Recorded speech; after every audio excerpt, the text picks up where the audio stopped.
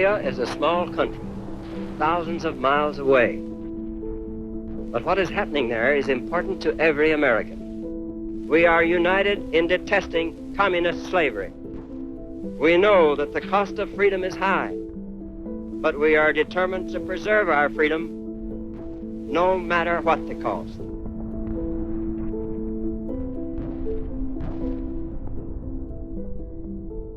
The Japanese had occupied the Korean Peninsula for many years, and after World War II, and they were defeated, like in other locations you can think of, the peninsula was divided in parts, with the Soviet Union occupying the north and administering it, and the Americans and other UN forces eventually occupying the south until a new government could be agreed upon. They couldn't agree because in the north, the communists wanted control not just of the north, but of the entire peninsula. Elections were held in the South in 1948 and created a democratic society, and at that point, American troops withdrew because they were no longer needed. The Koreans had a state there of their own. So this was a situation 2 years later when the North Koreans surprise attacked the South. The surprise attack was a mass attack with large numbers of ground forces and tanks, but also an air force that the Soviets had trained and equipped for the North Koreans. It was relatively small in number, but without a South Korean air force and without any Allied major presence, it was still very potent. And very early on in the war, the South Koreans approached the Americans specifically and the UN generally to say, we need air power, we need aircraft, we need to be able to defend ourselves. And it wasn't feasible to give them aircraft to operate on their own, and they weren't trained in using them. And so very early on, the American ambassador to South Korea reported back, they need immediate air power, and the course of the war in general will be determined by the presence or absence of American air power. I am proud to report that the United States is prepared to furnish assistance to the Republic of Korea. The Korean people had been under such duress with the Japanese, number one, and when the North Koreans came in, they treated them just as badly. They were so glad to see us. We were their rescuers. Last-minute evacuation by air is necessary. Many of the Air Force operations in the early phase were primarily air evacuation. As the front line pushed south, it went right past Seoul, the capital, and so there was a need to evacuate American and other civilians, which they did very successfully. The other major role for the U.S. Air Force from the opening phase was to apply as much air interdiction as they could in order to starve the attacking forces of resources. This was limited at the beginning, but increasingly effective as time went on, and in fact proved vital because the scale and speed and surprise of the attack made for a very potent offensive, and the North Korean forces rolled down the peninsula almost all the way to the end. At the height of their wave, there was just a pocket in the southeast of the peninsula, the Pusan perimeter, that the South Koreans and Americans and Allied forces were trapped in. If it had not been for air power and air interdiction, that pocket might have collapsed and the war could have been won in its opening phase. While that was happening, planning was already underway for a counterattack. The UN forces take the offensive. An assault fleet appears off Walney Island at Incheon Harbor. And that came eventually led by General MacArthur at Incheon, a major amphibious landing that created a pocket behind enemy lines and eventually was able to spread into a counteroffensive that rolled the North Koreans up all the way past the 38th parallel and increasingly all the way up towards China. The closer American and Allied forces got to the Yalu River, which is the border between China and North Korea, the closer that we got to that border, the more China warned that crossing that river would mean them entering the war in force.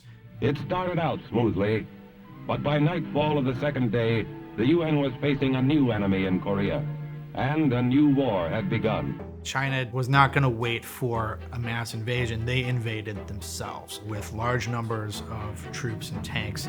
And that Chinese offensive then was the second major turning point of the war, opening up a third phase in which a Chinese-led offensive drove towards the south. And this also saw the appearance and increasing frequency of Russian MiGs, which were an incredibly effective jet fighter and a major threat in their own right. But fortunately, the United States Air Force already had a new, more advanced jet fighter in the development pipeline, and that's the F-86 Sabre. We had F-86s and P-51s. Each flight had their own job, and the F-86s were escorts for B-29s heading north. It was designed as a fighter interceptor or also a fighter bomber, and it played both of those roles very well in the Korean War. It was not the equal of the MiG-15, but enough of its equal that the skilled American pilots could take advantage of that, and had an incredible air-to-air ratio over the course of the war. Many of the pilots in the Korean War had been pilots in World War II. Gabi Gabrewski was a Polish-American from Pennsylvania. Robbie Reisner, who went on to be one of the leaders of the American POWs in the camps in Vietnam. And then James Jabara, who was the first American jet ace. And then as far as aerial victory goes, they shot down 780-some MiGs in exchange for only 70-some losses. And that's a 10-to-1 ratio. The Korean War was known as a limited war.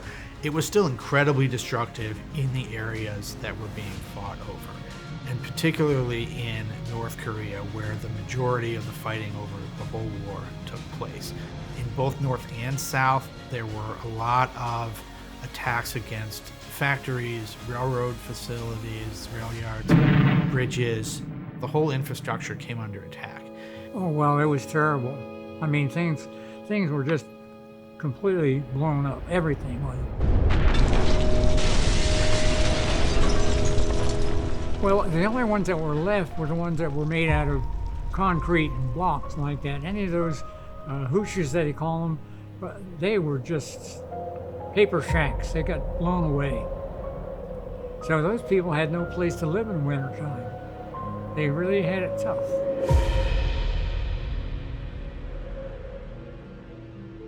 So the final phase of the war actually lasted the longest. After the Chinese attack was stopped, there was a bit of a seesaw campaign, counter-campaign, but fighting eventually stabilized around the 38th parallel. And after several years of that, it became clear that neither side could achieve full victory. The political negotiations continued and eventually settled on a ceasefire with a line of demarcation right at the 38th parallel where this had all started in the first place. That ceasefire technically persists today, and the war is what we call a frozen conflict, meaning that it is not technically over, but it is also not being actively fought. Well, it's difficult to think about over 36,000 of our troops died in Korea. Over 9,700 were wounded in Korea. So we bled for Korea to help the Korean people. We tried our best to make their life a lot better. And when we go back now to visit them, or they come to the United States to visit us, they are so glad for what we did for them when we were there. If you're talking about the importance of the Korean War, all you need to do is look at a simple picture. If you see an image of the Korean Peninsula at night, South Korea almost looks like an island. You can see the illumination of its cities and its vibrant society just lighting up the night. And then to the north of that, it's just darkness until you get to China. That's the society that all of Korea could have been living under for generations if it weren't for the UN and American successes in the Korean War.